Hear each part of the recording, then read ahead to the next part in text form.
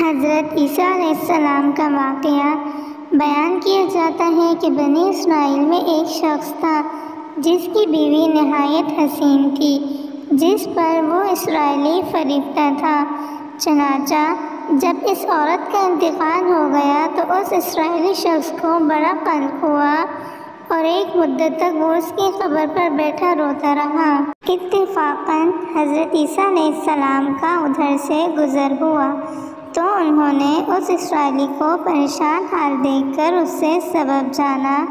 تو جب اسرائیلی نے اپنا واقعہ بیان کیا تو حضرت عیسیٰ علیہ السلام نے دریافت فرمایا، کیا تو چاہتا ہے کہ میں اس کو تیرے لیے زندہ کر دوں؟ اس نے عرض کیا کہ ہاں حضور، میں یہی چاہتا ہوں۔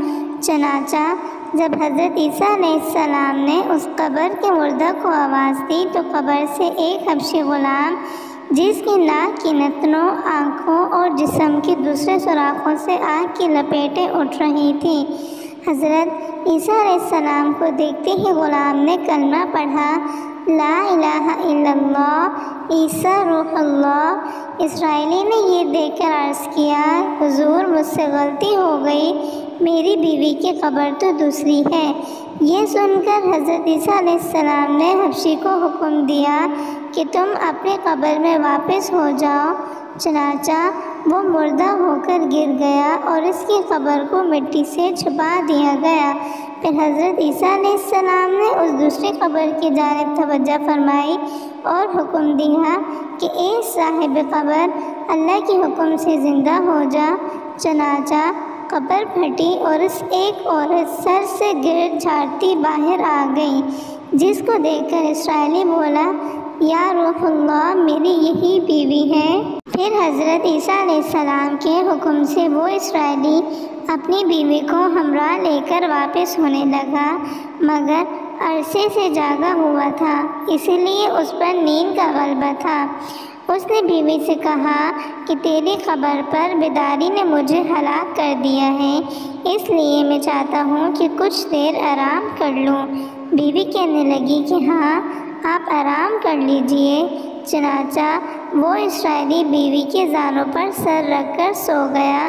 اتنے میں ایک گھوڑے پر سوار ایک شہزادے کا ادھر سے گزر ہوا جو اپنے زمانے کا یکتا حسین تھا، جس کو دیکھ کر شہزادی اس پر فریفتہ ہو گئی اور اس کا دل قابو میں نہ رہا۔ اس نے سر زانوں سے نیچے رکھا اور فرط محبت غلبہ ایک سے مجبور ہو کر شہزادے کے سامنے جا کھڑی ہوئی۔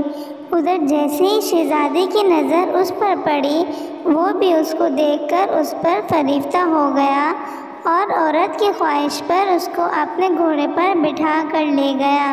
چنانچہ اس کے شوہر نے بیدار ہو کر جب اپنی بیوی کو نہ پایا تو نہایت پریشان ہوا اور اس کے ملنے کی تدبیر سوچنے لگا۔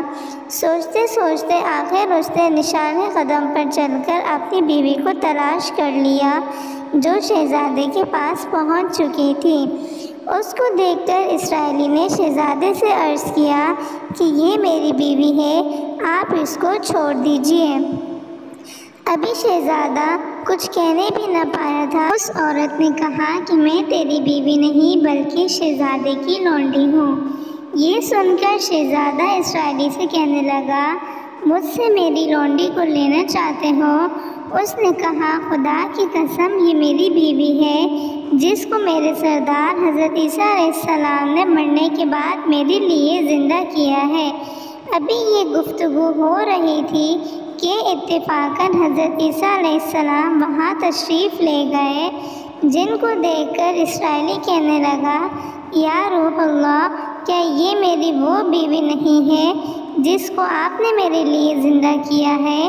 حضرت عیسیٰ علیہ السلام نے فرمایا کہ ہاں، یہ وہی ہے۔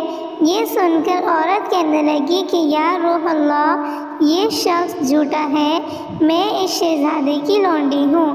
حضرت عیسیٰ علیہ السلام نے فرمایا، کیا تو وہ عورت نہیں جس کو میں نے اللہ کے حکم سے زندہ کیا ہے؟ عورت نے کہا، یا روح اللہ، با خدا میں وہ نہیں۔ اس کے بعد حضرت عیسیٰ علیہ السلام نے فرمایا، جو جان خدا کے حکم سے میں نے تجھے دی ہے، اس اس کو واپس کر دے۔ یہ سنتے ہی وہ عورت پھر مردہ ہو کر گر پڑی۔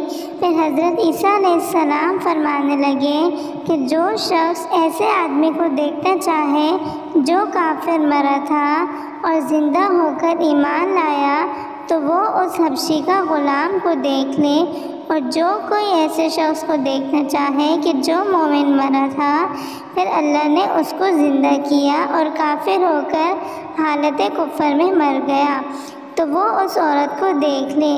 اس واقعے کو دیکھ کر اسرائیلی نے قسم کھائی کہ اب کبھی نکاح نہ کروں گا، اور میدانوں کی طرف نکل گیا جہاں اللہ تعالیٰ کی عبادت میں مصروف رہ کر اسے موت آ گئی۔ اللہ تعالیٰ اس پر رحم فرمائے۔ پیارے دوستو، اس واقعے سے ہمیں یہ سبق حاصل ہوتا ہے کہ نبی اور رسول کے اقرار اور انکار کا نتیجہ اس حقائق سے ظاہر ہوتا ہے، اور سبق ملتا ہے کہ کامیابی اپنے نبی کی اطاعت و محبت سے ہی مل سکتی ہے۔ چنانچہ ہمیں بھی چاہیے کہ ہر حال میں اپنے نبی صلی اللہ علیہ وسلم کی اطاعت کو سامنے رکھیں، چاہے دل مانے یا نہ مانے۔ نبی کریم صلی اللہ علیہ وسلم کے طریقوں کو لازمی اپنایا جائے۔ اللہ تعالیٰ اس واقعے سے سبق حاصل کر کے عمل کرنے کی توفیق عطا فرمائے، آمین یا رب العالمین۔ ویڈیو اچھی لگی ہو تو ویڈیو کو لائک، کامنٹ، شیئر اور سبسکرائب کرنا مت بھولیے گا۔